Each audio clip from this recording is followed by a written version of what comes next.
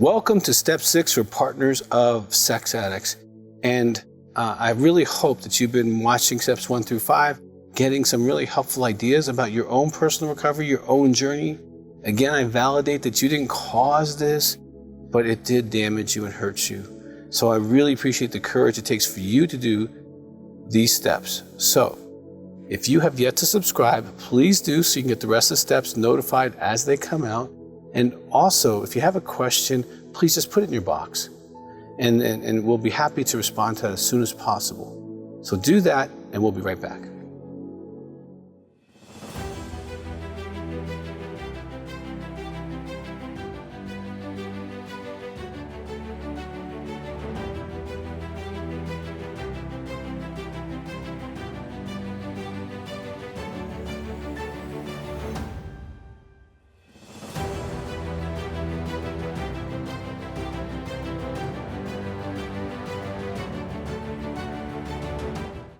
Step 6. Now, Step 6, we're halfway through the 12 steps.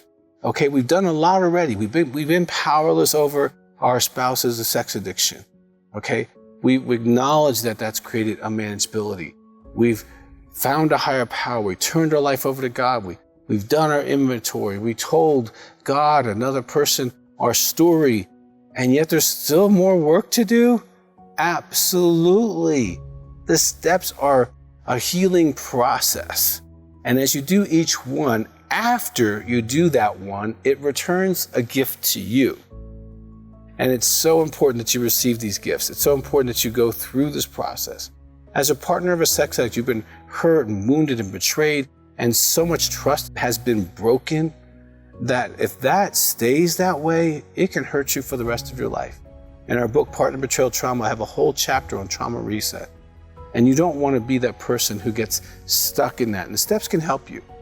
Now, Step 6, let me read it to you, and then let's spend some time parsing it and walking through it. Step 6, we're entirely ready to have God remove all these defects of character. Now, I want to spend a moment on entirely. We're entirely ready. Entirely ready is not, I think I'm a little... Maybe I gossip, maybe I'm slightly dishonest. It's not a minimizing. And it's not like, God, I'm impatient, but if you could just take a little bit of that away, I think, it's kind of human to be somewhat impatient, And so, just a little bit to make my life easier. No, that is not what entirely is.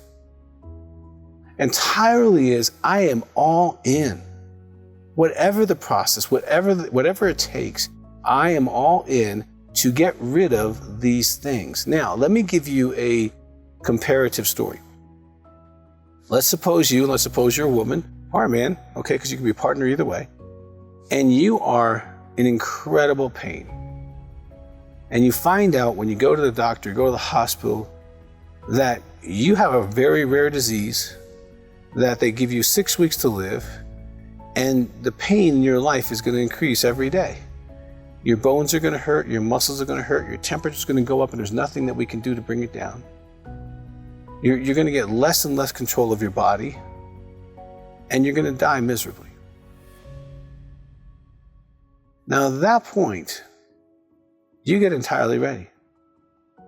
When that doctor walks in and says to you, ma'am or sir, I have a permanent cure for your situation. I know exactly what needs to happen. I know what I need you to do to make it happen. Are you willing to end the suffering in your life and all the pain this is causing in your friends' and family's lives? Are you willing, entirely ready to go through whatever the medical process is? How much participation you need to do, how much we need to do. Are you in? That's entirely ready. You're at the end. You need to be all in. Now, all of us have character defects, and I know that as a partner, you didn't sign up for this whole recovery thing.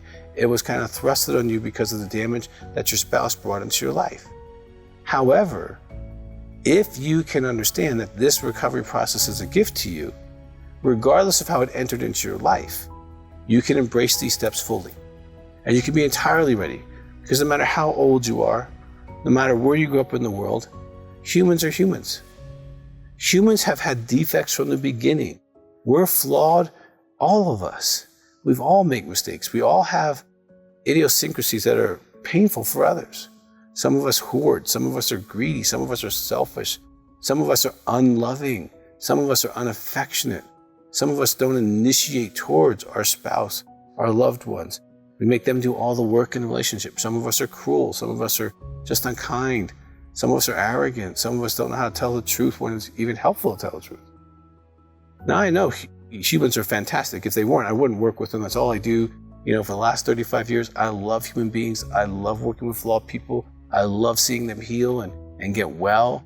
Okay, I'm not down on humanity. If I was, I'd probably do some other kind of work. I love humanity. But all of us, including Dr. Doug, have flaws and weaknesses. I've done my step 6. I remember I was sitting in a hotel room in New Mexico. I was doing conferences very early in my recovery. But even back then, I was doing conferences on recovery. And I sat in my room and I said, that's where I was going to do my step 6. That I was going to sit down, and I really encourage you to do some process like this and write down your step, write down your character defects. Okay? Make a list. I remember writing one after another, and it just seemed like the pen just kept moving. I'm like, wow, you're really not as wonderful as you think. These are some pretty hard things to look at. And that was a way for me to prepare myself to be entirely ready. Now, entirely ready to have God remove all these defects. Now, there's a couple things here. One, this is a God process. Okay, God can remove them. I can't remove some of these things. I can work on, and I'm totally okay if you set up accountability, set up consequences, set up structures, read books. I'm all okay with you being involved in the process and giving something to work with there. That's fantastic.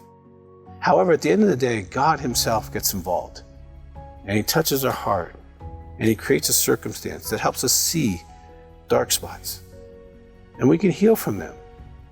But he's on an agenda. See, what we're doing is saying, we're ready, God. I'm willing. I'm going to put myself in the surgery room.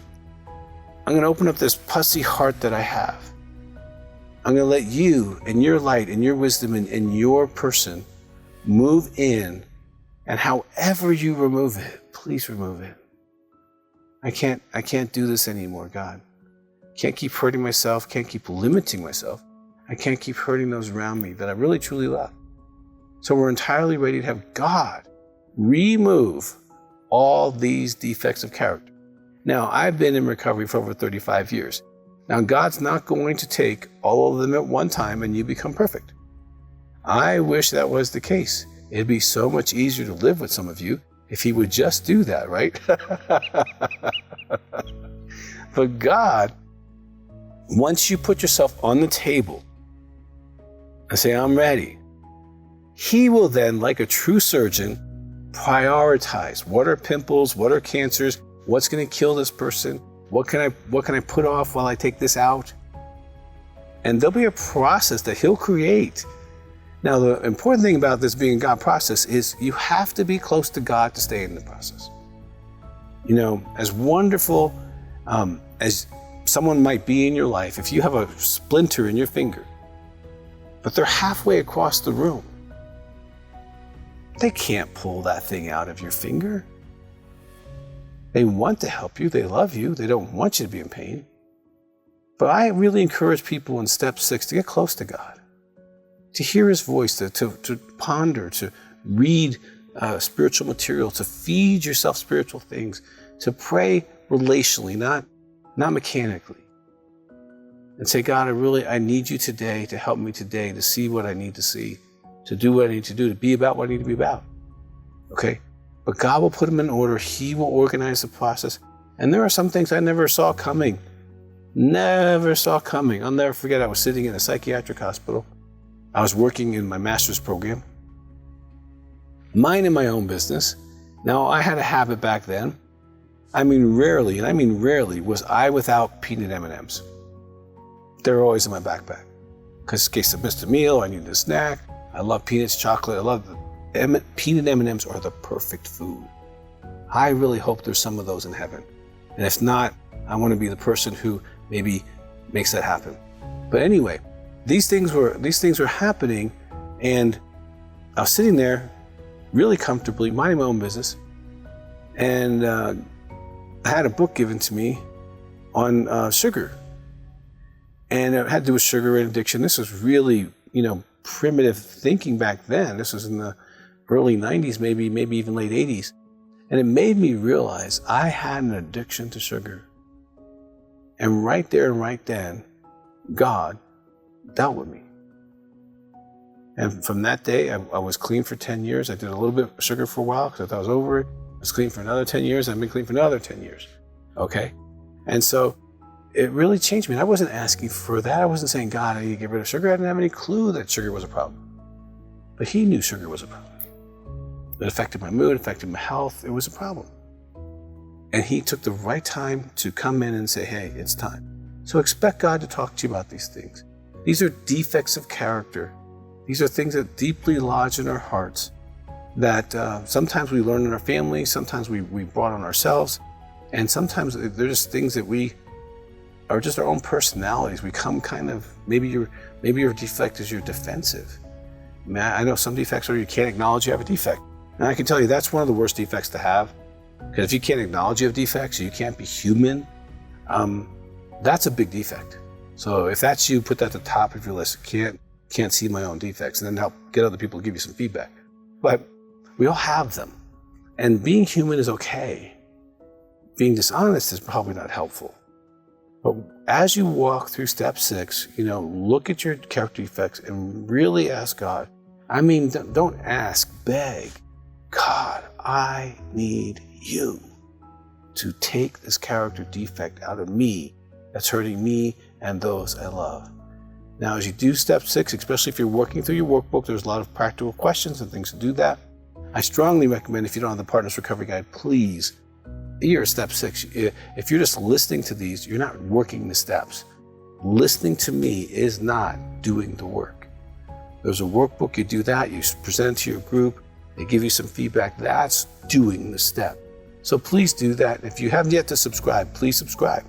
We have many videos for you to be able to enhance your recovery or marriage or life. And if you have a question, please put it there. We'll get to you as soon as we can. I want to strongly encourage you, stay on the journey of recovery for the many more gifts ahead of you.